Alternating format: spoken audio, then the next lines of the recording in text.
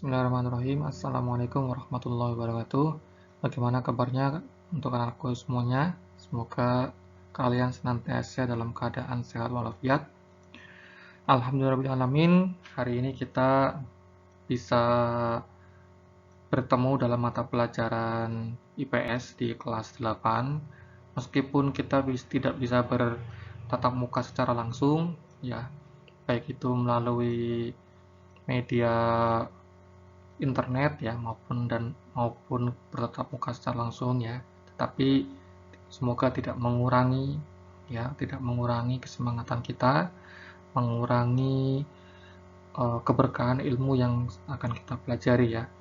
Dari video ini Ustadz ingin menyampaikan materi di pertemuan pertama kita pada mata pelajaran IPS ini. Untuk hari ini di pertemuan yang awal ini kita akan belajar tentang letak astronomis dan geografis negara-negara ASEAN. Namun sebelum kita memulai pelajaran, Ustadz mengharapkan kalian tetap berdoa sebelum melakukan pembelajaran, sebagaimana ini menjadi salah satu tradisi kita dalam menuntut ilmu, ya, agar ilmu yang kita peroleh ini membawa keberkahan bagi kita semuanya. Ya, untuk memulai pelajaran, berdoa dipersilakan.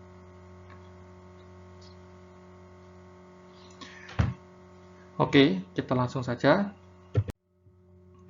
Ya, pada pertemuan IPS di awal ini terlebih dahulu akan Ustadz perkenalkan ya untuk KD-nya, kompetensi dasar pengetahuan dan kompetensi dasar keterampilan. Untuk kompetensi dasar pengetahuan yaitu kompetensi dasar 3.1. Di sini diharapkan kalian dapat memahami perubahan keruangan dan interaksi antar ruang di Indonesia dan negara-negara ASEAN yang diakibatkan oleh faktor alam dan manusia, baik itu dari teknologi, ekonomi, pemanfaatan lahan, politik, dan pengaruhnya terhadap keberlangsungan kehidupan ekonomi, sosial, budaya, politik. Sedangkan untuk kompetensi dasar di keterampilan yaitu 4.1, kalian diharapkan dapat menyajikan hasil telaah ya tentang perubahan keruangan dan interaksi antar ruang di Indonesia dan negara-negara ASEAN yang diakibatkan oleh faktor alam dan manusia, baik dari segi teknologi, ekonomi, pemanfaatan lahan, politik, dan pengaruhnya terhadap keberlangsungan kehidupan ekonomi, sosial, budaya, dan politik. Oke, langsung saja kita awali materi ini dengan materi tentang letak geografis ASEAN. Sebagaimana mungkin sudah kalian ketahui ya, ASEAN ini singkatan dari Association of Southeast Asian Nations ya, Asosiasi Negara-negara Asia Tenggara. Di mana ASEAN ini berdiri pada tanggal 8 Agustus tahun 1967 di Bangkok, Thailand. Di mana pada saat itu ya, ASEAN ini didirikan oleh 5 negara, diantaranya ada Indonesia, Malaysia, Singapura, Thailand, dan Filipina melalui deklarasi Bangkok. Negara lain kemudian menyusul yang berada di kawasan Asia Tenggara. Yang pertama menyusul setelah 5 negara ini mendirikan yaitu adalah Brunei Darussalam yang bergabung tanggal 7 Januari 1984. Kemudian disusul oleh Vietnam tanggal 28 Juli 1995. Selanjutnya disusul oleh 2 negara yaitu Myanmar dan Laos yang bergabung pada tanggal 23 Juli tahun 1997 dan terakhir bergabung yaitu adalah Kamboja tanggal 16 Desember 1998. Loh, kok nggak ada Timur Leste? Ya, di Timur Leste ini salah satu negara di kawasan Asia Tenggara yang memang secara resmi belum dianggap sebagai bagian dari anggota, jadi belum jadi anggota ya dari ASEAN. Ya, meskipun memang sudah beberapa kali mengajukan dan mungkin juga terlibat ya dalam kegiatan-kegiatan yang diselenggarakan oleh organisasi ASEAN ya, misalkan seperti di SEA Games ya, tetapi memang secara resmi Timor Leste ini belum bergabung ya menjadi anggota dari ASEAN ya, karena ada satu atau mungkin dua negara yang belum menyepakati atau belum menyetujui bergabungnya Timur Leste menjadi anggota dari ASEAN. Selanjutnya untuk letak ASEAN secara geografis. Sebagian besar negara-negara ASEAN memiliki wilayah laut dengan luas sekitar 5.060.100 km persegi. Nah, di mana untuk luas wilayah daratannya kurang lebih adalah 4.817.000 km persegi. Untuk mayoritas negara-negara ASEAN ini memiliki iklim tropis ya, karena dilewati oleh garis khatulistiwa. Berdasarkan letak geografisnya, ASEAN ini terletak pada cross position atau posisi silang, yaitu di antara dua samudra, yaitu adalah Samudra Hindia dan Samudra Pasifik, dan terletak di antara dua benua, yaitu benua Asia dan benua Australia. Setelah tadi mungkin kita sudah mengetahui bahwa negara ASEAN ini berada dalam posisi silang. Jika kita amati pada peta, ya, wilayah alam ASEAN ini dapat dibagi menjadi dua subwilayah ya. Nanti bisa kalian perhatikan pada peta di samping. Yang pertama adalah subwilayah daratan utama atau subwilayah benua, khususnya di sini adalah benua Asia. Jika kita memperhatikan pada peta, maka yang masuk ke dalam subwilayah daratan utama benua ini ada negara Thailand, Myanmar, Laos, Kamboja, Vietnam, dan Malaysia bagian barat ya. Kalau kalian melihat peta kan Malaysia itu ada dua ya. Yang pertama ada di semenanjung Malaysia yang bergabung dengan subwilayah utama. Yang kedua berada di atas Kalimantan ya, di Kalimantan Utara itu ya, di wilayah Borneo. Nah, apa sih subwilayah daratan utama ini? Yaitu adalah wilayah negara ASEAN yang tergabung ya daratannya ini dengan daratan utama benua. Ya, kalau kita lihat lagi tarik ke atas ini petanya misalkan, maka kita akan menemukan ya negara-negara Asia lainnya yang mungkin jauh lebih luas ya. Kemudian selanjutnya yaitu adalah subwilayah kepulauan. Ya, berbeda dengan subwilayah daratan, di mana subwilayah daratan ini bergabung dengan daratan utama benua Asia, maka untuk subwilayah kepulauan ini berada di wilayah perairan. Ya, bentuknya itu memang kepulauan atau terpisah dengan daratan utama dari benua. Di antaranya adalah tentu saja ada Indonesia, kemudian ada Singapura, ya, Singapura kecil itu nggak kelihatan ya. Tapi memang dia terpisah daratannya dengan daratan utama Malaysia maupun daratan utama lainnya ya.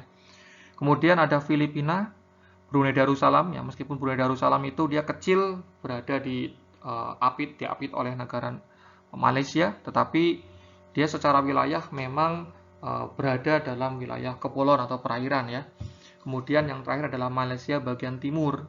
Ya, kalau tadi Malaysia bagian barat ini masuk ke dalam subwilayah daratan utama benua.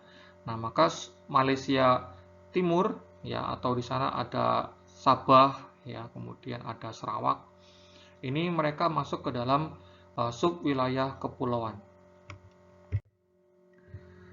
Nah, untuk lebih mengetahui bagaimana sih ciri-cirinya untuk subwilayah daratan dan subwilayah kepulauan.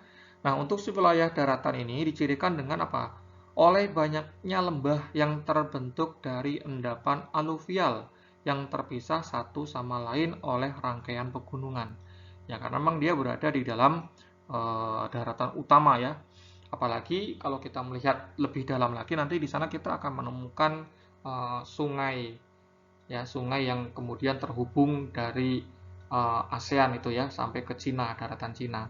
Kemudian untuk wilayah kepulauan ini juga dicirikan oleh adanya lingkungan laut dan pulau-pulau. Ya, kalau kalian lihat peta Filipina misalkan atau mungkin Indonesia misalkan, maka memang dicirikan apa? Sekitarnya itu adalah lautan dan bentuk negaranya adalah kepulauan ya, dibagi-bagi oleh pulau-pulau yang kecil maupun yang besar. Selanjutnya yaitu tentang letak astronomis ASEAN. Letak astronomis ASEAN dan batas geografisnya, mana untuk letak astronomis ASEAN ini berada di titik garis lintangnya adalah 26 derajat lintang utara sampai 11 derajat lintang selatan, dan untuk garis bujurnya yaitu pada 93 derajat bujur timur sampai 141 derajat bujur timur. Berdasarkan letak astronomis yang tadi sudah disampaikan, maka kemudian kita dapat melihat melihat bahwa negara ASEAN yang letaknya berada pada wilayah paling utara dan paling barat dari ASEAN adalah negara Myanmar. Kalian bisa perhatikan pada peta ya, posisi Myanmar ini lebih utara dan lebih barat ya daripada negara-negara ASEAN lainnya. Selanjutnya untuk negara ASEAN yang paling selatan dan paling timur ini adalah Indonesia. Tentu saja kalau kita melihat negara Indonesia ini, meskipun tidak paling barat dan utara, tapi negara Indonesia ini berada yang paling selatan dan paling timur. Selanjutnya adalah batas geografis dari negara-negara ASEAN. Setelah tadi kita mengetahui untuk letak astronomisnya, nah di depan tadi kita belajar tentang letak geografis. Nah sekarang adalah batas geografisnya, ya, batas geografis dari ASEAN. Untuk batas geografisnya dari ASEAN untuk sebelah utaranya yaitu berbatasan dengan wilayah Asia Timur, yaitu khususnya adalah ini negara Tiongkok atau Republik Rakyat Cina, Republik Rakyat Tiongkok. Selain itu wilayah utara ASEAN ini juga berbatasan dengan Samudra Pasifik. Ya. Selanjutnya, wilayah barat dari ASEAN ini berbatasan dengan Samudra Hindia. Kemudian ada Teluk Benggala, wilayah Asia Barat, khususnya adalah India dan Bangladesh. Untuk yang paling selatan, ini berbatasan dengan Samudra Hindia, Timur Leste, dan Australia. Nah, tadi sudah saya sampaikan ya bahwa Timur Leste ini bukan bagian atau belum menjadi bagian dari anggota ASEAN, makanya termasuk menjadi salah satu batas selatan dari wilayah ASEAN. Selanjutnya adalah batas di timur dari ASEAN ini adalah negara Papua Nugini dan tentunya adalah Samudra Pasifik. Wilayah dengan iklim tropis. Ya, jadi berdasarkan garis lintang yang tadi sudah kita ketahui, ya. Garis lintang ini kan adanya di peta ya. Garis lintang ini kan garis khayal pada peta. Nah, sebagian besar negara-negara ASEAN ini terletak pada wilayah beriklim tropis. Ya, sebagian besarnya. Namun meski begitu ada juga negara-negara ASEAN yang ada dalam wilayah subtropis, misalkan seperti Vietnam bagian utara gitu ya. Maka kalau di Vietnam bagian utara itu pernah ya mungkin dalam beberapa tahun sekali itu akan ada turun salju di sana. Ya, bukan kayak Indonesia. Kalau Indonesia kan saljunya itu hanya ada di puncak Jayawijaya atau es abadi biasa dikenal seperti itu. Tapi kalau untuk di Vietnam itu memang seperti di negara-negara yang memang punya iklim dingin itu ya atau iklim bersalju. Memang pada saat tertentu di Vietnam dengan kondisi yang memang memungkinkan maka sangat mungkin ya Vietnam di bagian utara itu akan turun salju, apalagi dia dekat dengan Cina ya, daratan Cina. Kemudian untuk perbedaan iklim ini berpengaruh terhadap budaya interaksi manusia pada masing-masing negara seperti misalkan cara berpakaiannya, bentuk rumahnya, makanannya, dan lain sebagainya. Ya, kalian bisa melihat ya, di samping itu ada beberapa pakaian-pakaian tradisional di masing-masing negara yang memiliki karakteristik yang berbeda antara satu negara dengan negara lain. Memang ini salah satu disebabkannya karena perbedaan iklim di masing-masing negara ASEAN. Nah, wilayah dengan iklim tropis ini dipengaruhi oleh iklim monsun, ya, di mana iklim monsun ini dicirikan dengan banyaknya hutan tropis yang lebat dan selalu hijau. Ya, jadi kalau kita melihat negara-negara ASEAN ini biasanya hutannya lebat, ya, hutannya lebat dan kemudian akan selalu hijau. Meskipun mungkin kalau di beberapa wilayah di Indonesia khususnya ya mungkin di Kalimantan ini sudah banyak beralih fungsi lahan ya, hutan yang kemudian sudah menjadi kebun kelapa sawit atau mungkin sudah menjadi hutan homogen ya. Tapi kalau kita melihat ke timur lagi dikit ya, di Papua itu, maka kita di sana akan melihat hutan yang sangat lebat ya. Nah, ini salah satu ciri dari negara dengan wilayah iklim tropis. Nah, kemudian selanjutnya adalah bentuk karakteristik unik negara-negara ASEAN. Nah, ini sudah ada warnanya sendiri-sendiri ya. Indonesia ada warna ungu ya, dan seterusnya, kuning di Filipina. Kita akan menemukan ya beberapa bentuk-bentuk karakteristik unik ya. Misalkan contohnya adalah yang pertama ini bentuknya compact, yaitu negara yang memiliki bentuk hampir seperti lingkaran ya, meskipun nggak lingkaran bulat tapi bentuknya hampir seperti lingkaran. Mana saja itu? Contohnya adalah negara Kamboja dan Singapura ya. Singapura titik kecil itu, nah itu bentuknya kayak seperti lingkaran ya. Kamboja itu bisa kalian perhatikan bentuknya juga hampir seperti lingkaran, meskipun nggak lingkaran itu ya, tapi namanya juga hampir ya. Makanya kemudian negara-negara ini disebut bentuknya seperti compact ya, atau namanya compact. Kemudian yang kedua adalah fragment ya, yaitu berbentuk kepulauan yang terpisah-pisah. Nah, tentu saja kalian sudah paham ya kalau saya sudah bicara kepulauan yang terpisah-pisah. Ini contohnya adalah negara Indonesia misalkan ya, Filipina ya, termasuk juga Malaysia yang dia dipisahkan oleh lautan itu ya, perairan Laut Cina Selatan. Kemudian di sini juga masuk adalah Brunei Darussalam. Ya, meskipun Brunei Darussalam ini bentuknya bukan kepulauan, tapi wilayahnya memang secara umum itu dipisahkan oleh daratan dari Malaysia ya. Ada Brunei yang sebelah utara dikit ya, sama sebelah selatannya ini dipisahkan oleh daratan dari Malaysia. Jadi kalau kalian jalan-jalan nih ke Brunei Darussalam, itu nanti biasanya akan melewati ya perbatasan dari Malaysia, kemudian nanti masuk lagi ke Brunei Darussalam. Selanjutnya yang ketiga adalah elongated ya, yaitu bentuknya memanjang. Nah, kita lihat ya negara yang bentuknya memanjang itu apa saja contohnya. Bukan Myanmar ya, bukan juga Thailand. Ya, kalau Myanmar dan Thailand ini nanti punya bentuk karakteristik sendiri ya. Atasnya agak lebar, tapi bawahnya meruncing kecil ya. Nah, yang bentuknya memanjang ini contohnya adalah Vietnam dan Laos. Kalian bisa perhatikan itu ya, negara Vietnam berwarna biru dan Laos ya warnanya ungu muda atau mungkin abu-abu. Di sana kita melihat negaranya itu bentuknya memanjang ya.